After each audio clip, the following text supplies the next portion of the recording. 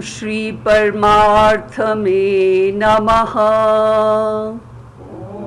Shri Paramarthame Namaha. Iti Srimad Bhagavad Gita. Iti Srimad Bhagavad Gita. Oh. Bhagavad Gita is a song. It is Gita, a Geet of Bhagwan.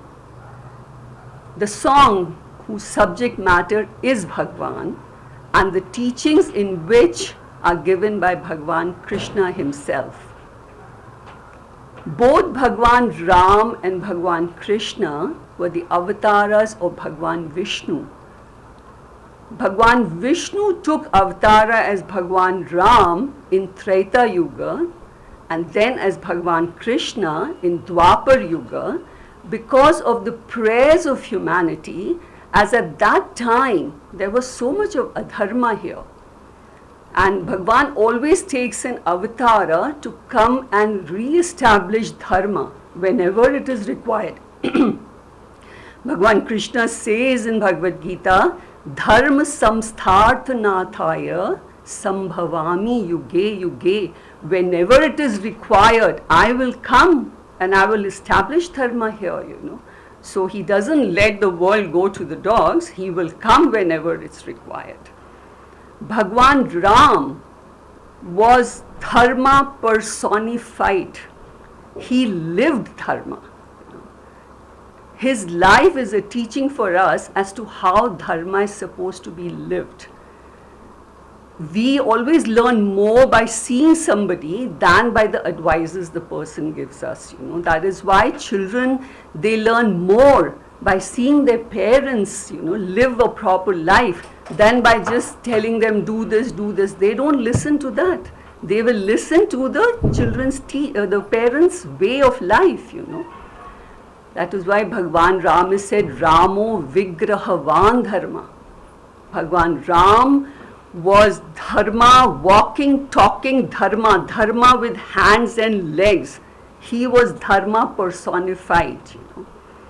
He came here to establish dharma by removing all these evil people from here, by killing these demons, and of course the biggest of all was that 10-headed Ravana, whose death is celebrated as Dashera, the victory of good over evil.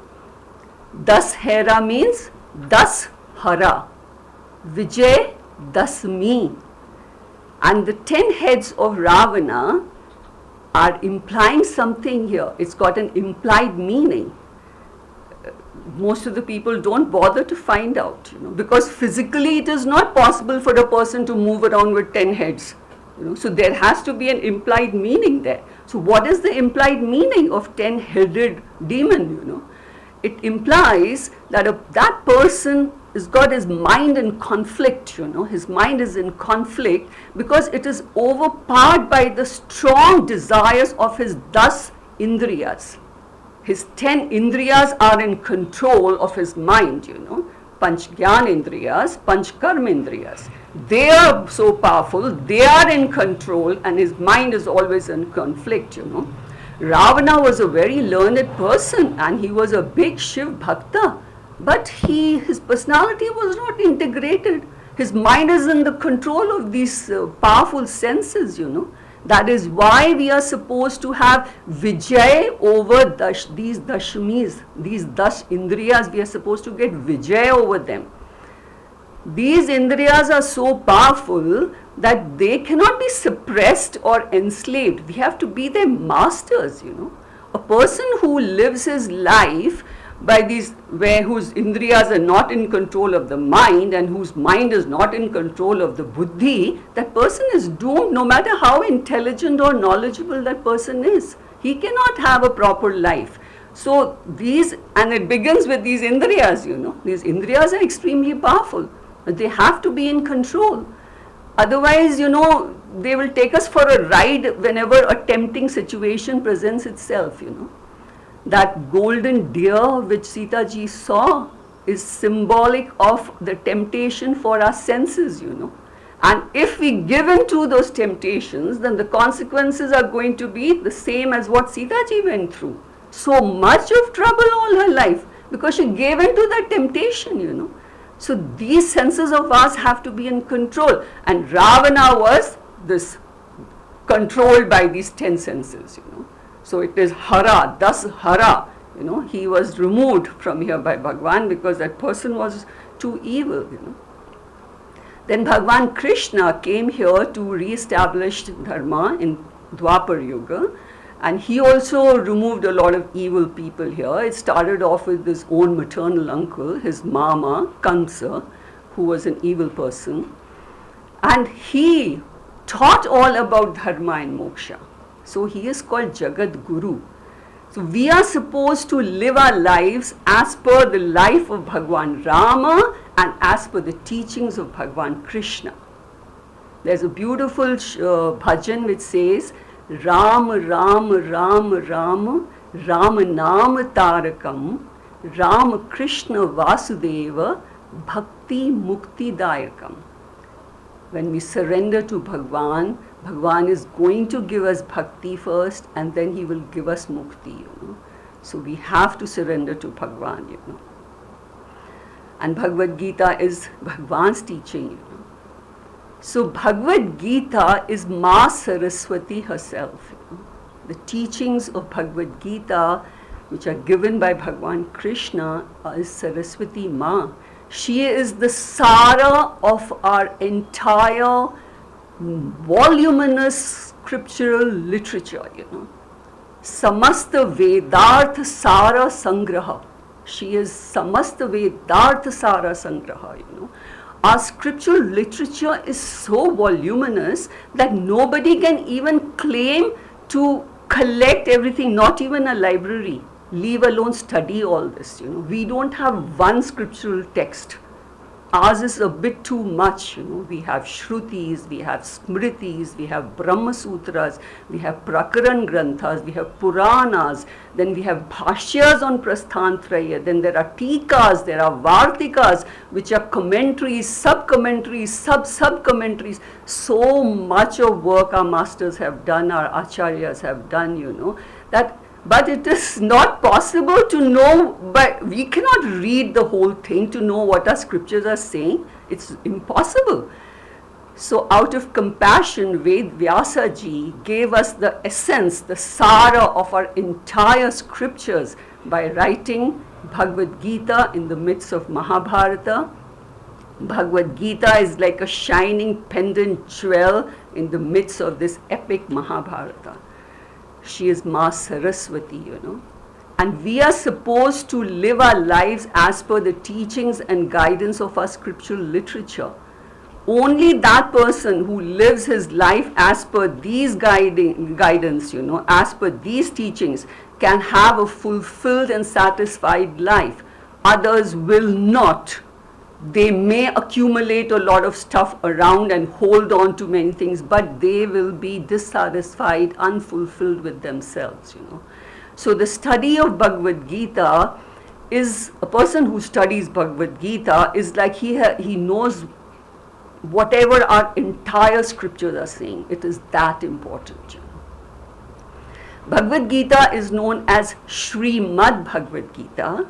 Srimad means one who is endowed with Shri. Shri means wealth, Lakshmi ji. And human pursuit is all for Lakshmi, When we pursue wealth, it is Dhana Lakshmi.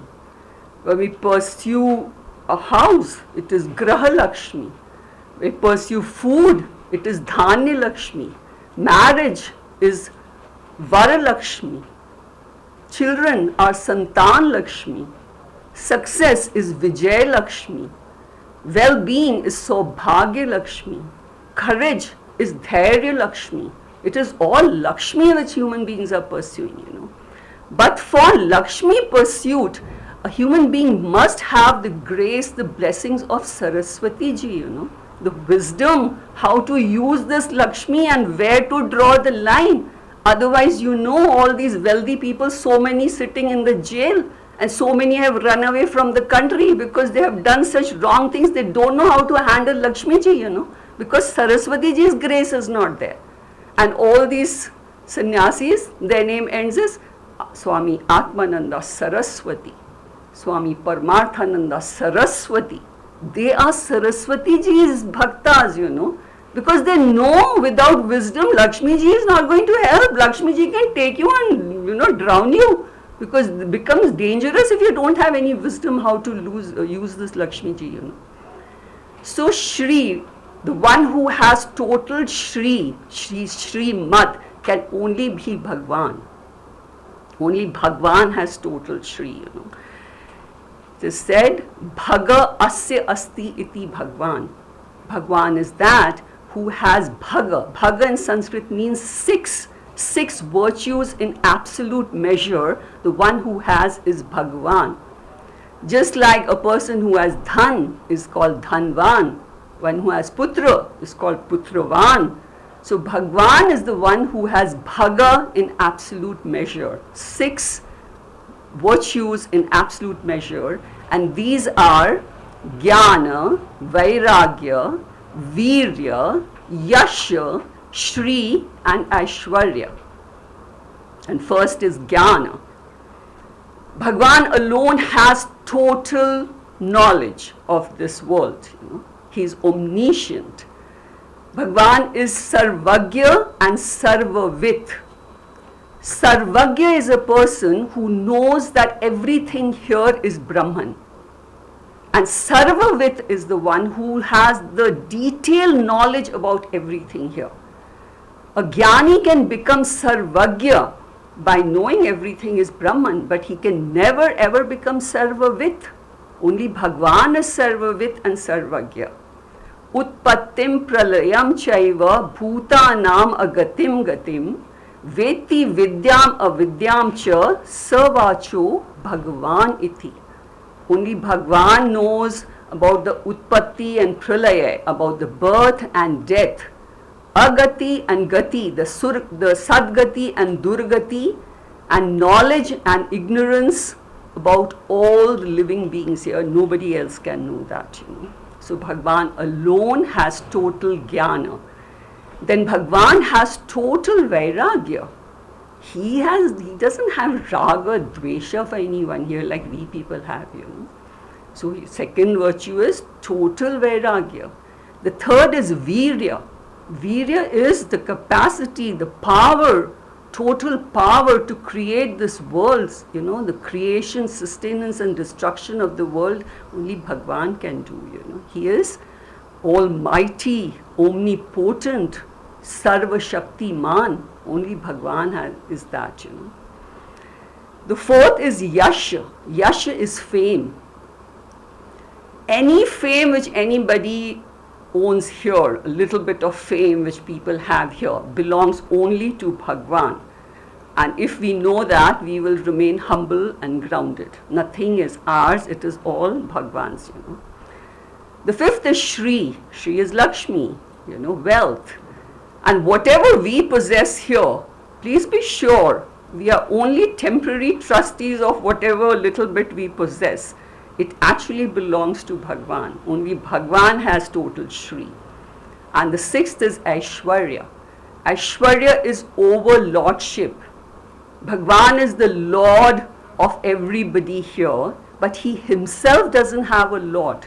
There's no overlordship, He is the father of this world, but he doesn't himself have a father. He is the fatherless father. He is the causeless cause of this world. He is the cause of everything here, but he himself doesn't have a cause. So the one who has these 6 virtues in totality is called Bhagwan, and in general he is called Shri Mad. And because his teachings, Bhagavad Gita is his teaching, so Bhagavad Gita is also addressed as Shri Mad Bhagavad Gita. Bhagavad Gita is chanted in 2 meters called Anustubh and Tristubh meters. There are more shlokas in Anustubh meter than Tristubh meter. And we can't chant these shlokas the way we want to, putting Saregama Padanisa in it. No, we have to chant them as per the meter, Gayatri mantra actually is Savitri mantra, but because it is chanted as per Gayatri meter, it is known as Gayatri mantra. Our philosophy is so poetically given, and we have to learn how to chant. And the chanting of Bhagavad Gita itself is going to bring so much of punyas, much more punyas than you get out of doing puja, japa, tapa, pilgrimage, all that put together. You are going to get punyas just by knowing how to chant Bhagavad Gita, So as the verses go by, please learn how to chant this, so that later in the end of each chapter, we will have a chanting class only. We'll just do chanting of the chapters of Bhagavad Gita. They're going to bring you a lot of punyas, Then Bhagavad Gita is a dialogue between Bhagavan Krishna and Arjuna. All our Upanishads are a dialogue between Guru and Shishya. Our philosophy is not forced upon anyone, that listen. No, it is a dialogue, It is a teaching and not a preaching. And in teaching, you can put up your questions and the teacher is going to solve your questions. That is what it is. So a dialogue as per our scriptures is of three types. It is Samvada, Vada and Vivada. Three types of dialogues are there. Samvada is a dialogue between a teacher and a student, a guru and shishya, where the student knows about the knowledge of the guru. So he's very open-minded and humble, and he puts up his questions, his doubts, and the teacher clears his doubts. So this dialogue between student and teacher is called Samvada.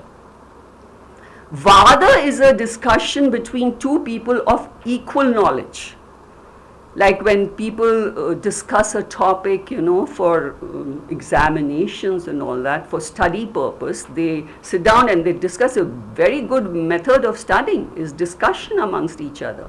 So Vada is between two equals. Then Vivada. Vivada is an argument between two people where each person wants the other one to accept his point of view, already concluding that what this other person is saying is wrong. I'm right, you listen to me. That is a Vivada, an argument going on. So Bhagavad Gita is Samvada between Bhagavan Krishna and Arjuna. Bhagavad Gita has 700 verses in 18 chapters. The first chapter and the first 10 shlokas of second chapter are like a continuation of Mahabharata only, which gives the context for this teaching to take place.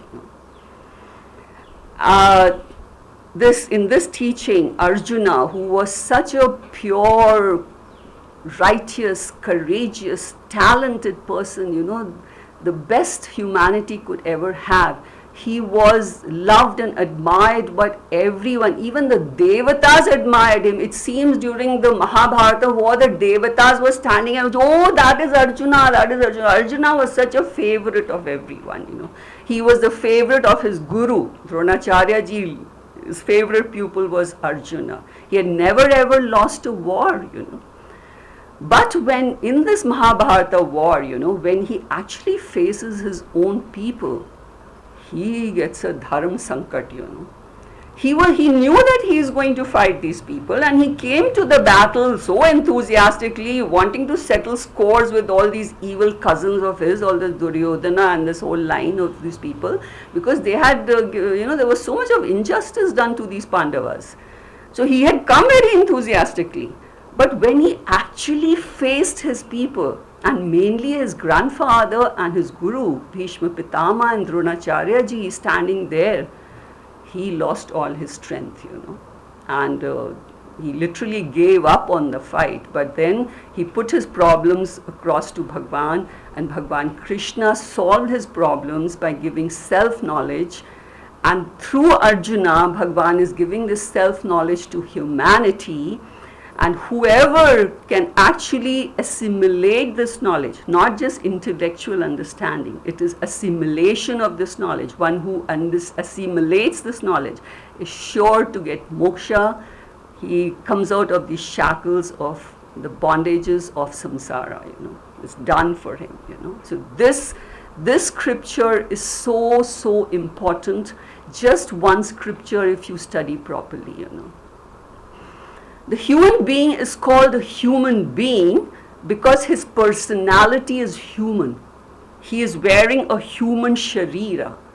And by itself, the sharira is jada tattvam. It is inert by itself, And the person is the conscious being who by his presence enlivens the sharira. So this sharira is the personality and the person is the consciousness. That is how it is. So we are not human beings having a spiritual experience. We are spiritual beings having a human experience. And not knowing this fundamental fact gets a person, a human being, gets stuck in a life of samsara for good. It is a very huge error. It is a basic error, very difficult even to understand, And it's because of this error, the human being taking himself to be this limited individual, he then chases this world, to remove the sense of limitation which he feels inside, doing all sorts of activities here. And in the activities which he is doing here, he's actually pursuing some goals which most of the people don't know. They don't know what they're doing here. They're just following the world, a blind man following another blind man. Rat race going on here. They don't know what they are doing here. They're actually following some goals here, and these goals change from age to age, from time period to time period, from person to person, whatever is being done here. But these goals, like the children, today's children, what they are pursuing, we didn't pursue at our times, because what is available today was not available at our times, So time period changes, and so the goals change, But superficially they're all doing this. Below that, below this, all this superficial activity which is going on here, all the humans are being driven by some fundamental universal goals which never change with any time period, any age, any nationality, any race. There is no exception to that. Let the person live anywhere in the world. He is pursuing these universal fundamental goals which are peace, security, and happiness. Every human being, in whatever he is doing, he is pursuing this peace, security, and happiness. Then as per his understanding how he is going to get this, he is doing different things here. Some are chasing name, fame, status, some health, wealth, relationships. It's their understanding. They are trying to get peace, security, and happiness out of whatever they are doing. But they are looking for peace, security, and happiness. And the most important out of that is security.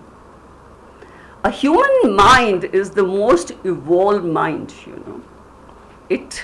That is why a human being is the head and crown of the creation, This human mind, this extremely superior human mind, has got one faculty of self-consciousness. We are conscious of our own selves. We know everything about our physical layer, we know about our emotions, we know about our intellect. We are conscious of our own selves. The animals are not. They have some very rudimentary self-consciousness by which they recognize the other species as not themselves, so they can hunt for their food. A cat doesn't kill another cat, it kills a rat. A lion doesn't hunt another lion, it hunts other animals, That's because he's conscious. He knows the species different, So there's a rudimentary self-consciousness. But a human being is extremely self-conscious. And it is because of this self-consciousness that a human being can get moksha. And without self-consciousness, it was not possible. Getting moksha is the highest goal, and it is possible because of this self-consciousness, But till the person doesn't know the truth, his truth, taking himself to be this individual because of self-consciousness. I'm conscious and I think I am this individual. So because of this error he creates, then he gets stuck in samsara and he ends up there only. So at the physical level, all the human beings are looking security for roti, kapda, makan. Food, clothing, shelter, health. This is what at this physical level everybody wants security for that. An animal also looks out for food and shelter, but they are not insecure about it. If the animal doesn't get food, it's just going to be hungry. It's not going to sit and worry and get anxious and worry about the future like the humans do, because they don't have that kind of a mind, and human has that kind of a mind.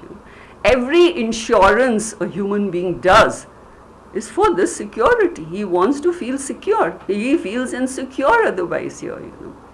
Then the second universal goal which a human being is pursuing is happiness. He wants enjoyment. He's looking out for sukha, ananda. And the third important universal goal is peace. Every human being wants to live a peaceful life, wants to be comfortable and peaceful. Going to all these resorts and natural surroundings, and from one ashram to the other, human being is looking for peace. He wants shanti. That is why we are chanting that shanti 3 times. We also want shanti. There are so many people who say that भगवान ने सब कुछ दिया, एक मन की शांति नहीं दी है. I just don't have this peace of mind. Everybody wants peace of mind. There were these 2 soldiers who were talking to themselves, for the reasons why they joined the army. So one guy says that I'm not married and I love war, so I'm in the army. And the other guy says, I'm married and I love peace, that is why I'm in the army. So who wants to stay in a home is only a home when it is peaceful, loving and all. Otherwise, who wants to stay in that house? Otherwise, it's a house, Nobody wants to stay. If there's no peace in the house, they'll run away. And if the house is a home, people wait for holidays. I am going to go home. They will travel from one part of the world to the other. I'm going home. It's home.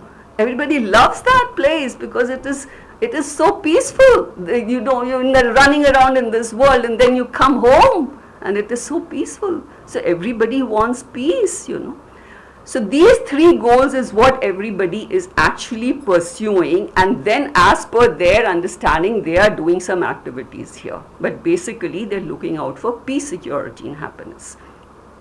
Actually, in every activity a human being is doing, he wants freedom from insecurity, he wants freedom from unhappiness, and he wants freedom from ashanti. That is what he wants. That is why he is doing what he is doing. And freedom from these 3 is moksha. So everybody is actually pursuing moksha, but they don't know what they are doing, You tell them you come to study Vedanta. No, they're so busy doing what they're doing. They're actually pursuing moksha there. But foolish people, they don't know. And the other blunder which these humans go and create is that they look out for this lasting peace, security and happiness in this ephemeral, changing, temporary world. The world does not have the capacity to give lasting peace, security and happiness because it is ephemeral, because it changes. Anything you hold on to, it will change after some time or it will even go away. You can't hold this is a changing world. How can it give you lasting peace and security and happiness? It's like trying to extract oil out of sand. The capacity is only not there. So the scriptures say that the search of the human beings is misplaced. It is a misplaced search. The fundamental error, huge error. They're looking out somewhere else for what they actually want. And that this peace, security, happiness is available within us. And not just within us, only within us. And if we struggle to seek it outside in the world, it's going to evade us. The struggle will never end. We will just be at the struggle, keep struggling all our life trying to get this peace, security and happiness, and in the end we will just end up feeling frustrated and miserable with our life, dissatisfied with our life because we actually didn't get what we were looking for. Everything is like mirage water. You chase it thinking that this is going to give me what I'm actually looking for, but then when you get it, you realize this didn't have what I wanted. So it is one big, wild goose chase going on here. And the scriptures tell us that peace, security, and happiness is our nature, but it is covered like a treasure. And we have to discover it. The cover, Just like when we look out for water in our land and we dig a bore well, So while digging that, we'll dig through so many layers of mud, stone, rubble, all that, and then we find the water there, Similarly, to find our eternal spring of joy, this peace, security, and happiness which is within us, we have 3 layers of obstructions there, They are covering our peace, security, and happiness. And as per the Shastras, they are called Mala, Vikshep, and Avarna. These 3 are obstructing my peace, security, and happiness, So we have to remove these. The first layer is Mala. Malam is impurities of the mind. Impurities of the mind are what? Kama, binding desires, Krodha, anger, Lobha, greed, Mada, arrogance, Moha, delusion, Matsarya, jealousy. These are the impurities of the mind. And broadly, they are all classified under Raga and Dvesha, likes and dislikes, which we all have. Then the second layer is of Vikshepa. Vikshepa is the restlessness, the turbulence which is there, and the extrovertedness. Mind just tends to run out all the time, So that is the second layer which is obstructing our peace, security, and happiness. And third is Avarna. Avarna is the ajnana I have about my own self, as to who I am in reality. That is the third layer. So to reach our peace, security, and happiness, I have to remove these 3 obstacles. The first layer which I have to unearth is Malam, and the scriptures give us 3 methods which are called sadhana in Sanskrit. They are some spiritual disciplines by which I'll be able to remove these 3 layers which are covering my peace, security, and happiness. And in our Shastras, these spiritual disciplines are known as yoga.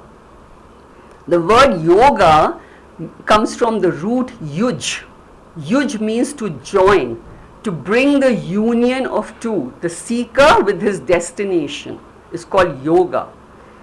So there are 3 yogas which the scriptures prescribe to remove these 3 layers of obstructions which are there within us, And these yogas are karma yoga, upasana yoga, and jnana yoga. Just like, when a treasure hunter is looking for treasure below the earth, and he uses all sorts of equipments to remove the layers of the earth, and when he finds the treasure, there is yoga of the treasure hunter with the treasure. There is yoga, So there are these 3 yogas which the scriptures prescribe. When we pursue them, there will be yoga of me with my peace, security, and happiness, with my true nature. So karma yoga removes the impurities of the mind, and a mind which is free from impurities is supposed to have chitta shuddhi. Upasana yoga removes the vikshepa of the mind, and the mind without vikshepa is supposed to have chitta naishchalyata. And jnana yoga removes the ignorance we have about ourselves, just like a river, if it's flowing and it is very muddy, that has malam, that mud is the impurity in the water, And if it has turbulent waves and all, that's vikshepa. And if the water is such, then we can't see the bottom of the riverbed, And for me to see my own nature, my mind has to be pure and calm. See, in a calm water body, which is pure, pristine, and calm, we can see the bottom of the, the riverbed, the waterbed, So for me to be able to see who I am, my mind has to be pure and it has to be calm. So karma yogena mala nivrittihi, upasana yogena vikshepa nivrittihi, and jnana yogena ajnana nivritti happens. And when these three layers are removed, the seeker and his destination, there is a yoga, and the person comes to realize who he is, aham brahmasmi. There is praptasya praptihi. He already had something in him. It was already praptasya. There's just prapti of that. I'm not going to get anything out from the world. I just come to know who I am. No? So all these three yogas, Bhagavad Gita is going to talk in depth about it. Karma yoga is a lifestyle of correct action and proper attitude towards that action. We have to change doing just karmas into karma yoga. Bhagavad Gita is going to tell us how to do that.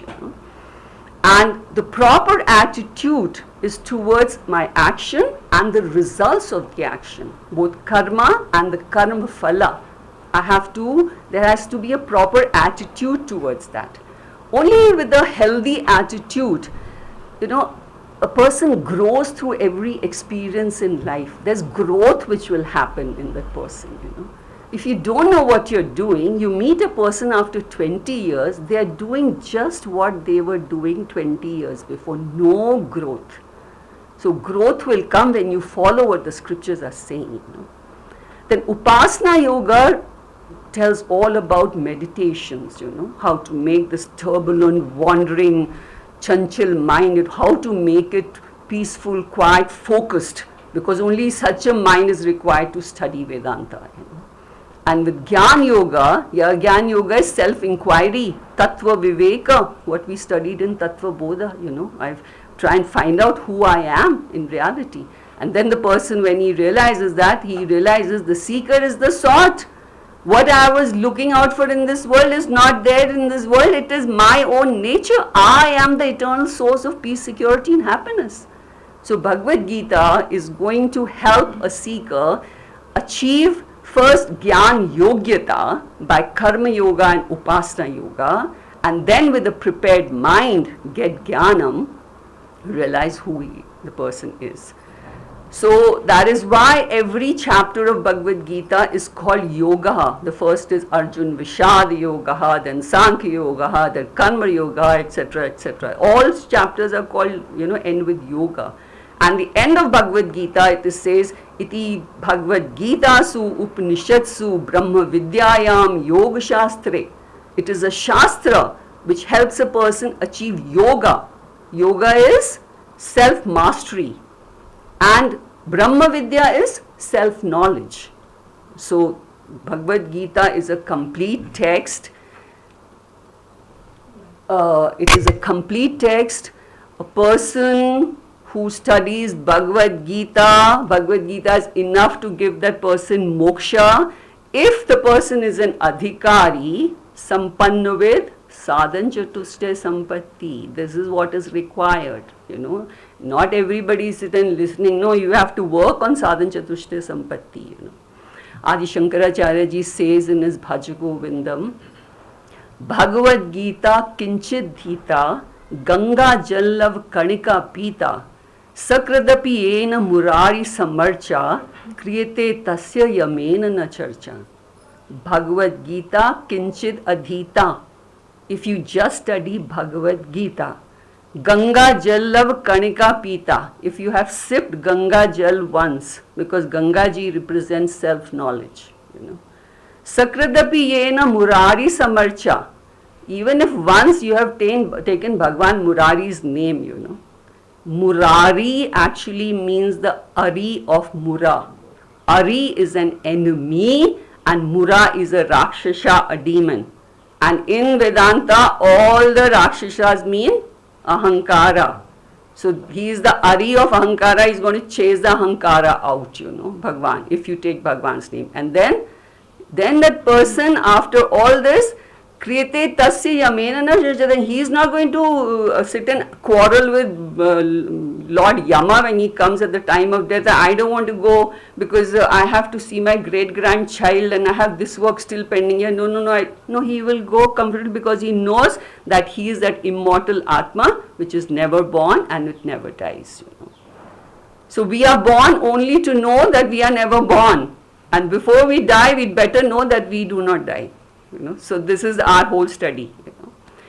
So, for Bhagavad Gita, so many of our masters, our acharyas have written beautiful commentaries. So much of work our acharyas have done, our great masters, And there's one such very, very great learned acharya called Madhusudan Saraswati ji, He, before writing his commentary on Bhagavad Gita, composed 9 prayer shlokas, And it was for Bhagavad Gita, Bhagwan Krishna, Ved Vyasa ji, These shlokas were so beautiful that they are now known as Dhyan shlokas and they have become a literal part of Bhagavad Gita. We study these shlokas before we start the study of Bhagavad Gita, They are not a part of Bhagavad Gita and they are not written by Ved Vyasa ji. They are written by Madhusudan Saraswati ji. But they were so good that they have been included in our study of Bhagavad Gita. So the first, there are 9 shlokas and the first shloka is for Bhagavad Gita herself, which we will read. You just chant after me. Om Parthaya Pratibodhitam Bhagavata Parthaya Pratibodhitam Bhagavata Narayanena Swayam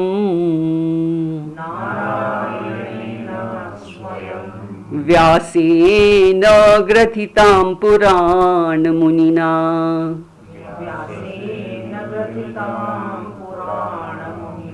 Madhye Mahabharatam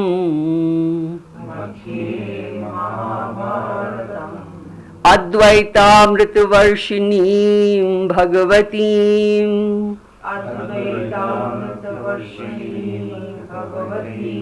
Ashtadashadhyayani Amba Tvamanusandadhami Bhagavat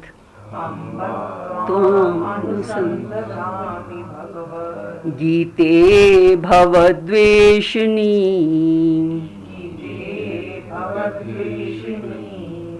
So he starts first with a prayer to Bhagavad Gita.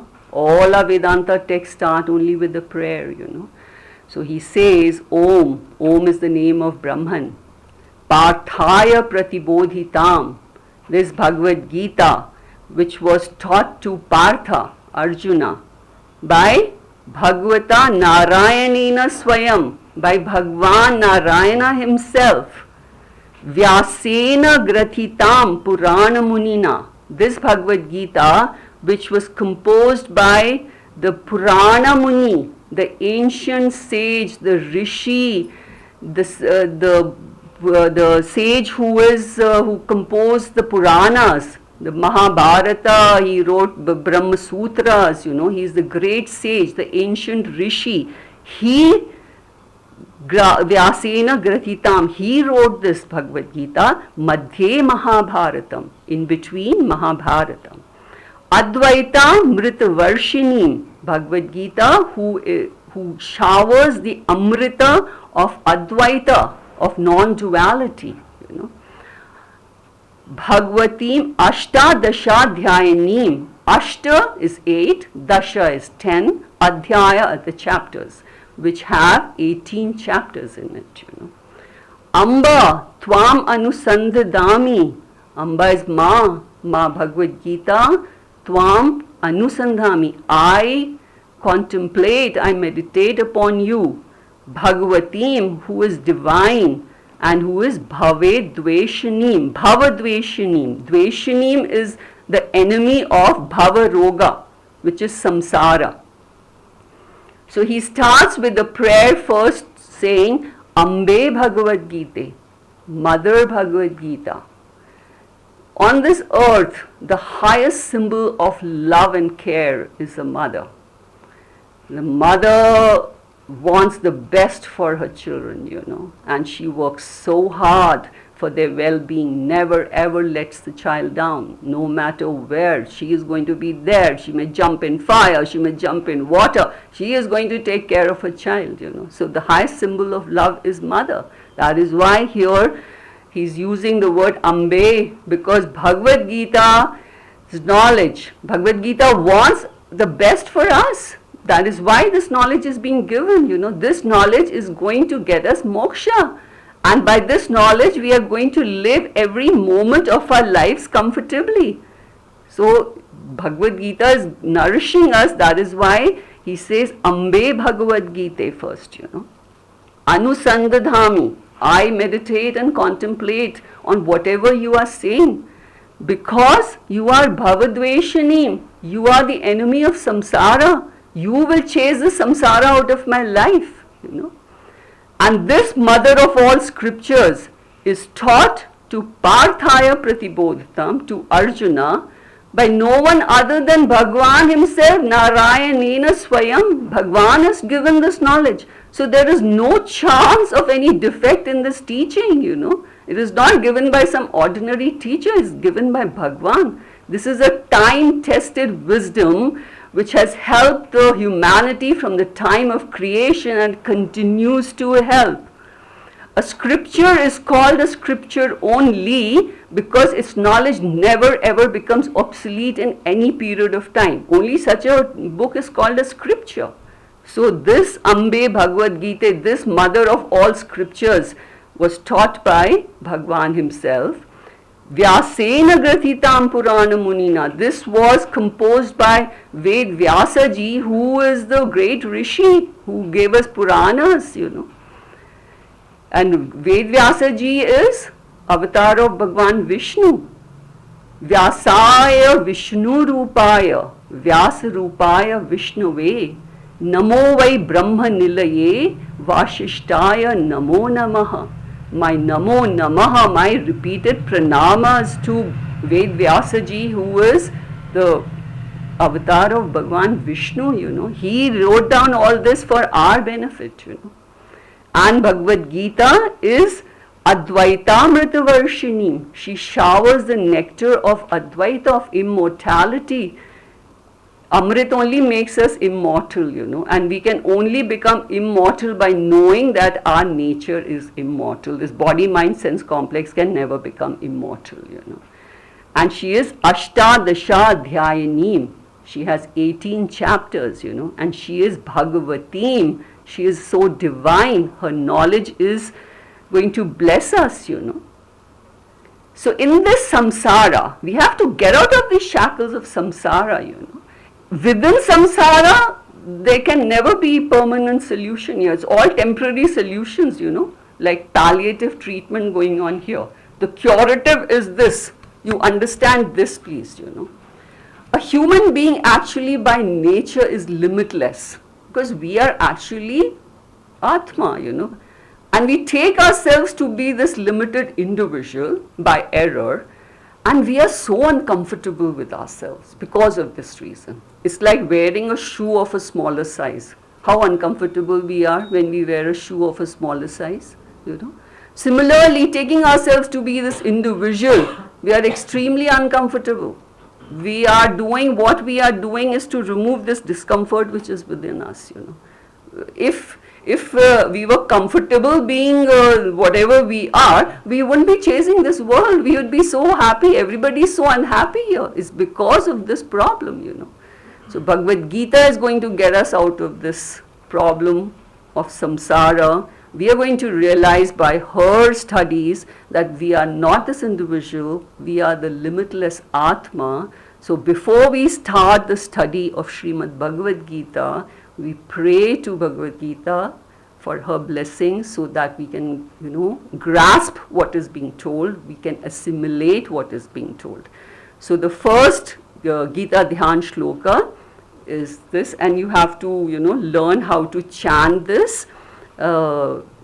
we will, I can even post the chanting if so that you can practice all of them, and next time it's going to be easier to follow this up. And then, of course, the Bhagavad Gita also we will chant. So today's class we will end here, and we'll continue with the next shloka next time.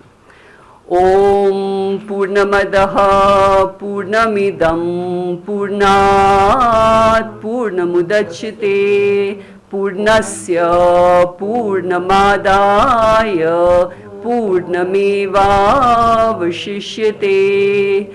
Om Shanti Shanti Shanti Hari Om.